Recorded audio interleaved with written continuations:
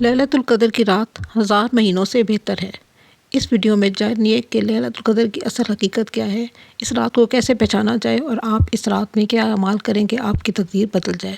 اس video کے اہم موضوعات ہیں: لیلۃ القدر کی قرآن میں اہمیت، نبی کریم صلی اللہ علیہ وآلہ وسلم کی ہدایات، دعا، عبادت اور مغفرت کی رات، اپنے دل کو بدلنے اور اللہ کے قریب ہونے کے طریقے اور لیلۃ القدر کی نشانیاں۔ آپ بھی لیلۃ القدر کے اپنے تجربات نیچے کمنٹس میں شیئر کر سکتے ہیں اور مزید اسلامی روحانی ویڈیوز کے لیے چینل کو سبسکرائب کریں۔ آئیے اس سال میں لیلۃ القدر کی حقیقت کو سمجھنے اور اس کی طاقت سے فیض یاب ہونے کی کوشش کرتے ہیں۔ لیلۃ القدر، جسے شب قدر یا تقدیر کی رات بھی کہا جاتا ہے، اسلامی روایات اور روحانیت میں بے حد اہمیت کی حامل ہے۔ رمضان المبارک کے آخری عشرے کی یہ وہ رات جب تمام انسانوں کی تقدیر کا فیصلہ ہوتا ہے اور اللہ تعالیٰ آئندہ سال کے احکامات نازل فرماتے ہیں۔ یہ ایک ایسی رات ہے جس میں اللہ رب العزت آپ کے دل کے سارے بوجھ کن کہہ کر ہلکے کر دیتے ہیں۔ اللہ سبحانہ تعالیٰ نے اس رات کی فضیلت میں پوری سورت نازل فرمائی، جسے ہم سورہ قدر کے نام سے جانتے ہیں۔ ارشاد باری تعالیٰ ہے: ہم نے اس قرآن کو شب قدر میں نازل کیا ہے، اور تم کیا جانو کہ شب قدر کیا ہے؟ شب قدر 1000 مہینوں سے زیادہ بہتر ہے۔ فرشتے اور روح اس میں اپنے رب کے اذن سے ہر حکم لے کر اترتے ہیں۔ وہ رات سراسر سلامتی ہے طلوع فجر تک۔ یہ وہ رات ہے جو رزق مانگنے والوں کو رزق، عافیت چاہنے والوں کو عافیت، صحت کی تمنا کرنے والوں کو تندرستی، خیر و بھلائی کے طالب کاروں کو خیر و بھلائی، اولاد کی خواہش مندوں کو اولاد کی نعمت، مغفرت کے متلاشیوں کو بخشش عطا کر دی جاتی ہے۔ دنیا بھر کے بہت سے مسلمان اس رات کی حقیقی اہمیت کو سمجھنے اور اس کی برکتوں سے بھرپور فائدہ اٹھانے میں مشکلات محسوس کرتے ہیں۔ ہمیں معلوم ہے کہ یہ رات بہت اہم ہے، لیکن اکثر ہم یہ نہیں جان پاتے کہ اس رات کو کیسے گزاریں کہ اس کے فیوز و برکات سے مکمل فائدہ اٹھا سکیں۔ ہم میں سے بہت سے لوگ اس رات کی طاقت کو سمجھنے کے لیے مزید رہنمائی کے محتاج ہیں۔ آج کی اس ویڈیو میں اس رات کی اہمیت کو سمجھانے کی کوشش کروں گی تاکہ ہم اس سے بھرپور استفادہ حاصل کر سکیں۔ اس بارے میں ترمذی مشکات کی ایک حدیث ہے جو ہمیں بتاتی ہے کہ حضرت عائشہ رضی اللہ عنہا نے حضور اقدس صلی اللہ علیہ وآلہ وسلم سے پوچھا کہ یا رسول اللہ، اگر مجھے شب قدر کا پتہ چل جائے تو کیا دعا مانگوں؟ حضور صلی اللہ علیہ وآلہ وسلم نے فرمایا، کہو اللہم انک عفو تحب العفو فاعف عنی۔ اے اللہ، تو بے شک معاف کرنے والا ہے اور پسند کرتا ہے معاف کرنے کو، پس معاف فرما دے مجھے بھی۔ شب قدر کے اعمال کے بارے میں نوافل کی کسی خاص تعداد یا خاص طریقے یا نوافل کو جماعت کے ساتھ ادا کرنا شرعاً منقول نہیں ہے اور نہ ہی کوئی مخصوص طریقہ ہے۔ انفرادی طور پر جتنی عبادت یا نوافل ادا کیے جائیں، قرآن پاک کی تلاوت کی جائے، اس کا بڑا اجر و ثواب ہے۔ اس لیے رمضان المبارک کے پورے مہینے میں راتوں کو عبادت کی کوشش کرنی چاہیے، بالخصوص آخری عشرہ اور پھر اس میں بھی طاق راتوں میں زیادہ اہتمام کرنا چاہیے۔ اگر پوری رات مشکل ہو تو کچھ وقت، ورنہ عشاء کی نماز جماعت سے پڑھ کر تراویح اور وتر باجماعت پڑھے اور اس کے بعد 2-4 رکعت پڑھ کر سو جائے، یا سحری میں بیدار ہو کر 2-4 رکعت تہجد پڑھ لے اور صبح فجر کی نماز جماعت سے پڑھ لے تو اس سے انشاءاللہ عین ممکن ہے کہ شب قدر مل جائے گی۔ اعتکاف بیٹھنا بھی اس رسول اللہ صلی اللہ علیہ وآلہ وسلم کی سنت ہے، جس کی پیروی اللہ کے نیک بندے رمضان کے آخری عشرے میں کرتے ہیں۔ لیلۃ القدر ایک رات میں لپٹی رات ہے۔ قرآن مجید میں اس کی تاریخ واضح طور پر بیان نہیں کی گئی، صرف اتنا بتایا گیا ہے کہ رمضان کی آخری 10 راتوں میں سے کسی ایک رات میں ہے۔ یہی پہلو ہمیں اس رات سے مکمل طور پر جڑنے میں رکاوٹ بنتا ہے اور ہم اس کی برکتوں سے پوری طرح فیض یاب نہیں ہو پاتے۔ ایسے محسوس ہوتا ہے کہ ہم صرف رسماً عبادت کر رہے ہیں، بغیر اس کے کہ اس کے اصل مفہوم کو سمجھ سکیں۔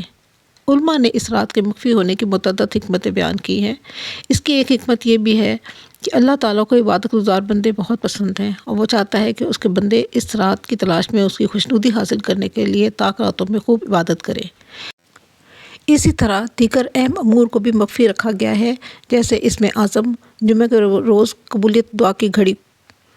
لیکن احادیث میں اس رات کو کچھ نشانیاں ہمیں ملتی ہیں جن پر غور فکر کر کے لیلۃ القدر کی رات کو تلاش کرنے میں کامیابی مل سکتی ہے۔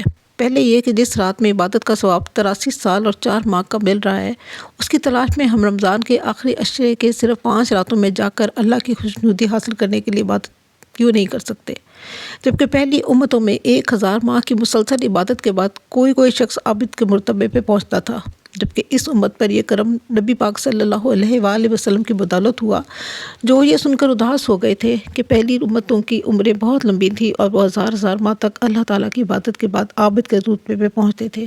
اور صحابہ کرام بھی یہ بات سن کر فکر مند ہو گئے۔ تو تب حضرت جبرائیل امین آپ کی امت کے لیے سورہ قدر کا تحفہ لائے، جسے سن کر آپ کے چہرے مبارک پر سرخی آئی، آپ مطمئن اور پھر خوش ہوئے۔ اس کے بعد آپ کو اللہ تعالیٰ نے حکم دیا کہ لوگوں کو اس رات کی اہمیت کی وجہ سے اس کی تاریخ بتا دیں۔ آپ صلی اللہ علیہ وآلہ وسلم گھر سے نکلے کہ لوگوں کو اس رات کے صحیح وقت کی خوشخبری دے سکیں، لیکن راستے میں 2 آدمیوں کو بری طرح سے لڑتے دیکھا۔ اس بات پر اللہ تعالیٰ کی ناراضگی کی وجہ سے آپ کو منع کر دیا گیا۔ اس بارے میں آپ نے صحابہ کرام کو بتایا کہ فلاں فلاں لوگوں کے جھگڑے کی وجہ سے لیلۃ القدر رات کی خوشخبری امت سے روک دی گئی، یعنی ان آپسی جھگڑوں کی وجہ سے امت کا کتنا بڑا نقصان ہو گیا، اور اب بھی آپس کے جھگڑے ہی امت مسلمہ کے نقصان کا سبب بن رہے ہیں۔ نبی پاک صلی اللہ علیہ وآلہ وسلم پہلے رمضان المبارک کے تمام راتوں میں اس رات کو تلاش کرتے تھے، لیکن پھر طاق راتوں کی نشاندہی کے بعد آخری عشرے میں آپ نے اعتکاف کا بیٹھنا شروع کیا۔ اسی سنت کی پیروی میں مسلمان ہر سال اعتکاف میں بیٹھتے ہیں۔ نبی پاک نے اس رات کی تلاش میں کچھ نشانیاں بتائی ہیں، جیسے حضرت عبداللہ بن انس رضی اللہ سے مروی ہے کہ میں نے رسول اللہ صلی اللہ علیہ وآلہ وسلم کی خدمت میں اقدس میں عرض کیا کہ یا رسول اللہ صلی اللہ علیہ وآلہ وسلم، میں بنانے میں رہتا ہوں، نمازیں تو میں اللہ کی توفیق سے ادا کرتا ہوں، آپ مجھے حکم دے کہ رمضان المبارک کی کون سی رات میں آپ کے پاس مسجد نبوی میں بسر کرنے کے لیے آؤں۔ تو آپ نے فرمایا کہ رمضان المبارک کی 23ویں رات کو تم آ جایا کرو۔ اس کے بعد وہ صحابی ہمیشہ اسی رات کو مسجد نبی میں آتے۔ لوگوں نے ان کے بیٹے سے پوچھا کہ آپ کے والد اس رات کیا کرتے تھے؟ انہوں نے بتایا کہ وہ عصر کے بعد صبح تک مسجد سے بغیر کسی حاجت کے نہیں نکلتے تھے۔ تمام رات عبادت کے بعد وہ اگلے دن فجر کی نماز کے بعد واپس چلے جاتے۔ علماء کے مطابق یہ رمضان المبارک کی 27ویں رات ہے۔ یہ اس لیے کہا گیا ہے کیونکہ سیدنا فاروق اعظم رضی اللہ عنہ نے حضرت ابن عباس رضی اللہ عنہ سے شب قدر کے تعین کے بارے میں سوال کیا تو انہوں نے فرمایا اللہ تعالیٰ کو طاق عدد پسند ہے، اور طاق عددوں میں سے 7 کے عدد کو ترجیح حاصل ہے۔ وہ ایسے کہ کائنات کی تخلیق میں بھی 7 کا عدد نمایاں ہے، جیسے 7 آسمان، 7 زمین، ہفتہ کے 7 دن اور طواف کعبہ کے 7 چکر۔ لیکن یہاں یہ بات بھی ذہن میں رکھ لینی چاہیے کہ لیلۃ القدر ہر شخص کے لیے ان طاق راتوں میں سے مختلف بھی ہو سکتی ہے، لہٰذا اس کی تلاش میں تمام طاق راتیں خشوع و خضوع سے عبادت میں گزار دیں۔ اس کی نشانیوں میں سے ایک نشانی یہ بھی ہے کہ لیلۃ القدر کی ایک رات میں روحانی کیفیت عروج پر ہوتی ہے۔ یہ رمضان المبارک کے آخری عشرے کی طاق راتوں 21ویں، 23ویں، 25ویں، 27ویں اور 29ویں میں سے ایک رات ہے، جس کے بارے میں قرآن کریم میں سورہ قدر کے نام سے ایک سورت بھی نازل ہوئی۔ اس رات میں عبادت کرنے کی بہت فضیلت اور تاکید آئی ہے۔ قرآن مجید میں اس رات کی عبادت کو 1000 مہینوں سے بہتر قرار دیا گیا ہے۔ اس حساب سے اس رات کی عبادت 83 سال اور 4 مہینے بنتی ہے۔ شب قدر کی اس رات کو جبرائیل امین فرشتوں کے جھرمٹ میں زمین پر اتر آتے ہیں، اور وہ ہر اس شخص کے لیے دعائے مغفرت کرتے ہیں جو کھڑے بیٹھے کسی حال میں اللہ کو یاد کر رہا ہو۔ لیلۃ القدر وہ رات ہے جو صاحبان ایمان کے لیے مغفرت اور رحمت اور بخشش کا پیغام لے کر آتی ہے۔ یہ وہ رات ہے جو رزق مانگنے والوں کو رزق، عافیت چاہنے والوں کو عافیت، صحت کی تمنا کرنے والوں کو تندرستی، خیر و بھلائی کے طلبگاروں کو خیر و بھلائی، اولاد کی خواہش مندوں کو اولاد کی نعمت، مغفرت کے متلاشیوں کو بخشش عطا کرتی ہے۔ یہ وہ رات ہے جب آسمان اور زمین کے درمیان پردے ہٹ جاتے ہیں۔ یہ وہ رات ہے جب ہماری دعائیں قبول ہو سکتی ہیں، گناہ معاف ہو سکتے ہیں اور دل سکون اور ہدایت سے بھر سکتے ہیں۔ جب ہم لیلۃ القدر کی اہمیت میں گہرائی سے غور کرتے ہیں تو ہمیں اسے تعظیم اور خشوع کے ساتھ اپنانے کی ضرورت ہے۔ ہمیں یہ سمجھنا چاہیے کہ یہ وہ رات ہے جب اللہ تعالیٰ کی رحمتیں اور مغفرت ہم پر نازل ہوتی ہیں۔